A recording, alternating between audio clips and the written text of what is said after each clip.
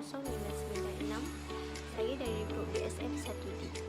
Baiklah, hari ini saya akan selesaikan tugasan individu saya dari subjek BHR 1013 Fundamental of Management. Tokoh pemimpin yang saya pilih adalah Ratu Elizabeth II. Kita mulakan dengan pengenalan. Menurut Kamus Oxford, kepimpinan ialah tindakan memimpin sekumpulan orang ataupun organisasi. Dalam kata mudah, kepimpinan adalah tentang mengambil risiko dan mencabar status kedudukan pangkat seseorang. Pemimpin akan memotivasikan orang lain untuk mencapai sesuatu yang baru dan lebih baik. Menariknya, pemimpin melakukan apa yang mereka lakukan untuk mengejar inovasi, bukan sebagai kewajipan. Mereka mengukur kejayaan dengan melihat pencapaian dan pembelajaran pasukan. Pemimpin bukan selalunya orang yang memegang pangkat yang lebih tinggi dalam sesebuah organisasi, tetapi mereka adalah orang yang terkenal dengan kepercayaan dan etika kerja mereka. Seorang pemimpin bersemangat tentang kerja mereka dan mereka menyampaikan semangat mereka kepada rakan sekerja mereka. Ini membolehkan mereka mencapai matlamat mereka. Jika kita rasa kita tidak memiliki kemahiran yang berkaitan pada masa ini, kita boleh mempertimbangkan untuk mengambil salah satu kursus kepimpinan atau program latihan kepimpinan. Sifat pemimpin yang baik adalah yang jujur dan berintegriti. Pemimpin juga perlulah berinspirasi, mempunyai kemahiran komunikasi, berwawasan, semangat tidak berputus asa, empati, objektif dan berfikir terbuka dan kreativiti. Pemimpin mesti bersabar kerana pemimpin yang baik memahami bahawa strategi perniagaan memerlukan masa untuk berkembang dan menghasilkan hasil. Selain itu, mereka juga percaya bahawa peningkatan berterusan dan sabar membawa kepada kejayaan. Kita teruskan lagi dengan pengenalan bagi Ratu Elizabeth II. Nama sebenar beliau adalah Elizabeth Alexandra Mary yang merupakan seorang Ratu United Kingdom dan alam Commonwealth yang lain dari 6 Februari 1952 sehingga kematiannya pada 2022. Pemerintahannya selama 70 tahun dan 214 hari adalah yang paling lama dari mana-mana Raja British dan pemerintahannya yang paling lama disahkan bagi mana-mana raja wanita dalam sejarah. Ratu Elizabeth dilahirkan pada 21 April 1926 di Mayfair, London sebagai anak pertama Duke and Duchess of York. Ratu Elizabeth dididik dari rumah. Naib Provost Eton Henry Martin bertanggungjawab untuk mengajar sejarah perlembagaan dan undang-undang kepada raja, membentuk salah seorang tutor yang lebih terkemuka yang memudahkan pendidikan Ratu Elizabeth mula dari rumah. Ratu Elizabeth mempunyai pelajaran dari 9.30 pagi sehingga 11 pagi dan kemudian menghabiskan sisa harinya untuk melakukan aktiviti luar atau belajar tarian. Dengan masa rehat selama 1.5 jam, dia juga mempelajari etika diraja daripada ibunya dan neneknya, iaitu Queen Mary. Elizabeth muda juga menyibukkan dirinya dengan haiwan, terutamanya anjing dan kuda. Pada 8 September 2022, Istana Buckingham mengisytiharkan bahawa Ratu Elizabeth II telah meninggal dunia pada jam 15.10 pada usianya 96 tahun. Dengan meninggalkan dua orang anaknya iaitu Charles dan Anne di sisinya. Kematiannya diumumkan kepada umum pada pukul 18.30 memulakan operasi Jambatan London dan kerana dia meninggal dunia di Scotland, operasi Unicorn. Ratu Elizabeth ialah raja pertama yang mangkat di Scotland sejak James V pada 1542. Cerita kematiannya merekakan punca kematiannya sebagai usia tua. Bagi kepribadian Ratu Elizabeth II, beliau seorang yang bekerja keras. Seorang wanita yang berumur lebih daripada 90 tahun menghabiskan 40 jam seminggu seperti kebanyakan orang muda yang bekerja dalam lingkungan 30-an dan 40-an. Ratu Elizabeth II melakukan ini hari demi hari tanpa niat untuk keuntungan diri. Tidak seperti orang lain yang bersara pada umur 65 tahun. Ratu Elizabeth II terus mengikuti rutin ini setiap hari. Kerja keras itu terbayar apabila dia mempunyai banyak pencapaian seperti menjadi ketua Commonwealth.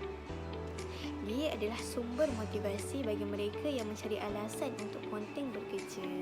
Ratu Elizabeth II juga seseorang yang menerima perubahan. Ratu Elizabeth II suka menerima perubahan dan menyesuaikan diri mengikut perubahan zaman. Apabila dia menaiki tahta pada tahun 1953, dia mengubah keputusan asal penyiaran upacara pentadbiran di radio ke televisyen. Winston Churchill juga menasihatinya supaya tidak melakukannya dan memintanya untuk berpegang pada tradisi itu, tetapi dia tidak mendengarkannya.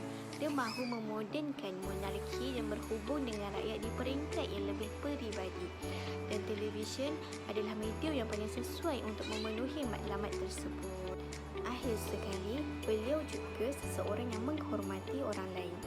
Satu lagi sifat yang menunjukkan Ratu Elizabeth kedua ialah kebolehannya untuk menghormati orang lain. Dia sentiasa percaya bahawa rasa hormat diperoleh dari hormati dan dihormati. Itulah yang menjadi motivasinya hari-hari. Dia tidak suka campur tangan dan tidak menghormati orang lain dan tetap mengekalkan profil rendah sambil membiarkan orang lain melakukan tugas mereka. Orang di sekelilingnya tidak pernah melihatnya berkelakuan buruk dengan sesiapa, yang merupakan bukti kepribadian dan perwatakannya. Kita teruskan lagi dengan kepimpinan Ratu Elizabeth II. Yang pertama adalah berkhidmat untuk memimpin. Gaya kepimpinan Ratu Elizabeth II dirumuskan dengan baik oleh moto Akademi Tentera, Sanjad yang berkhidmat untuk memimpin. Church menyerlahkan bagaimana Ratu telah mendedikasikan hidupnya untuk berkhidmat kepada orang lain sejak dia berlatih sebagai mekanik trek semasa Perang Dunia Kedua. Dia masih bekerja 30 tahun selepas umur persaraan negara. Katanya, bertemu orang ramai, menggalakkan usaha mereka dan mewakili negara. Dia mendapat keistimewaan bertemunya baru-baru ini, dan apa yang paling menarik perhatian dia adalah bagaimana dia meluangkan masa untuk berhubung dengan orang ramai, kerana dia sentiasa dengan kesabaran dan minat.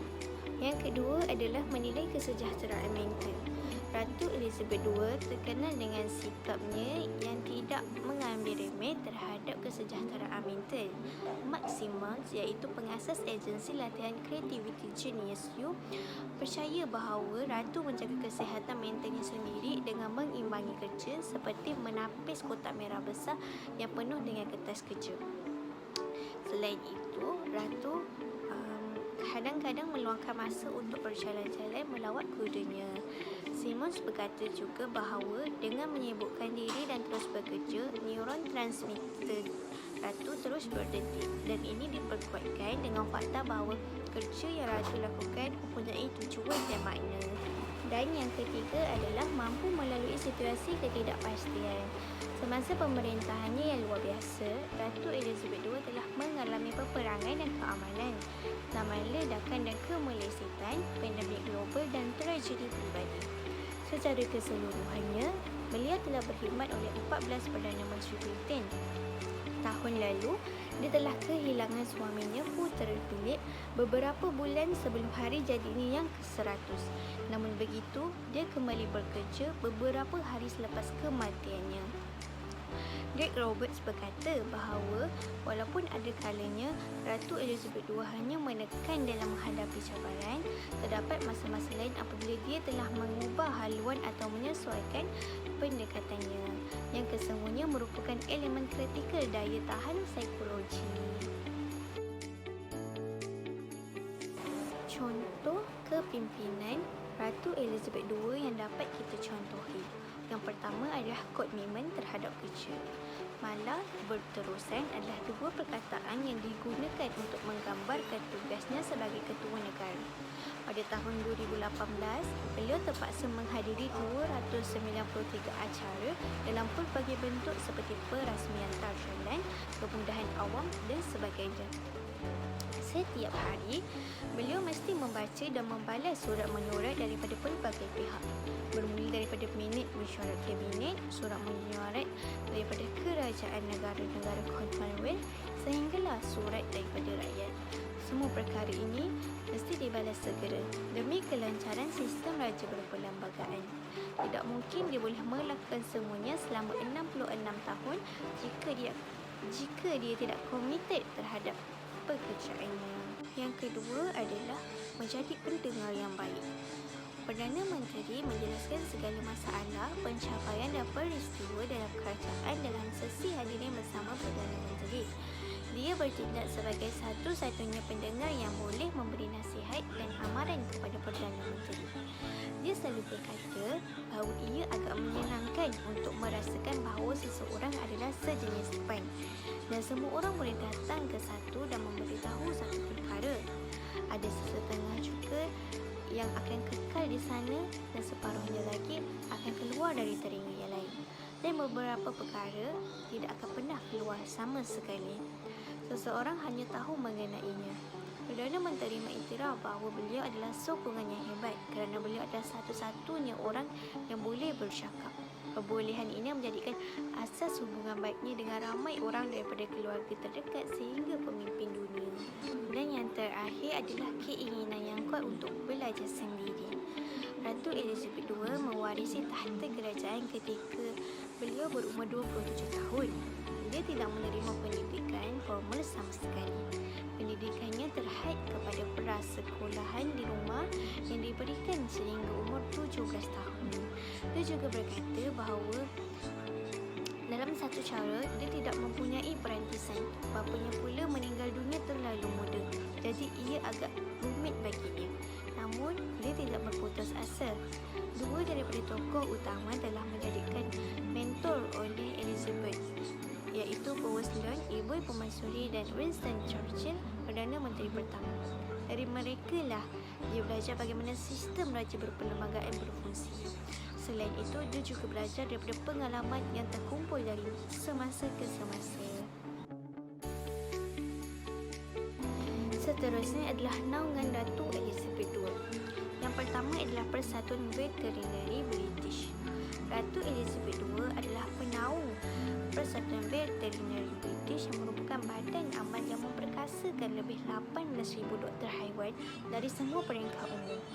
Presiden VVA Justin Shorten berkata, Ratu membantu membina reputasi antarabangsa United Kingdom untuk standard kebajikan haiwan yang tinggi, menyokong kerja penting profesional veterinary kami dan meningkatkan kehidupan haiwan di sini, di UK dan di seluruh dunia. Dia juga berkata bahawa kami sentiasa berterima kasih atas perkhidmatannya dan hati serta fikiran kami bersama keluarganya, rakan-rakannya dan negara. Yang kedua adalah penyelidikan kanser UK. Ratu Elizabeth II merupakan penaung di Cancer Research UK sejak penubuhannya pada tahun 2002. Beliau membantu menyokong kerja perintis mereka dan pencegahan, diagnosis dan rawatan kanser. Dalam salah satu tindakan pertama beliau sebagai penaung badan amal, Ratu Elizabeth II membuka Institut Penyelidikan London di Lincoln's Field pada tahun 1963. Pengerusi penyelidikan kanser berkata kepada keluarga Ratu bahawa semasa pemerintahannya luar biasa, Ratu dengan murah hati menyokong banyak badan amal, menyinari kerja yang mereka lakukan dan membuat perubahan yang besar kepada berjuta-juta orang di atas dan di bawah negara.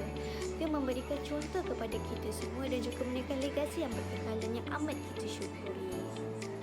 Dan yang terakhir adalah penubuhan Persatuan Pendidikan Gadis.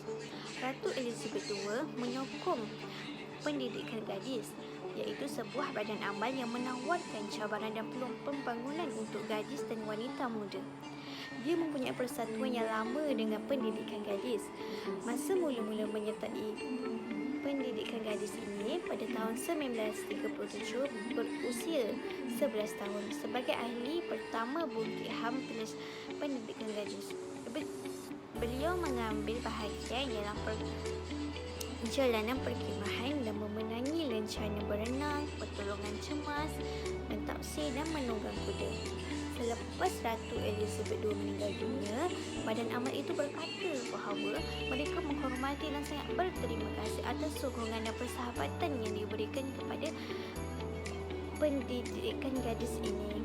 Mereka menyertai negara dalam berkabung atas kehilangan seorang ratu yang benar-benar memberi inspirasi. Yang Maha Mulia Ratu Elizabeth II.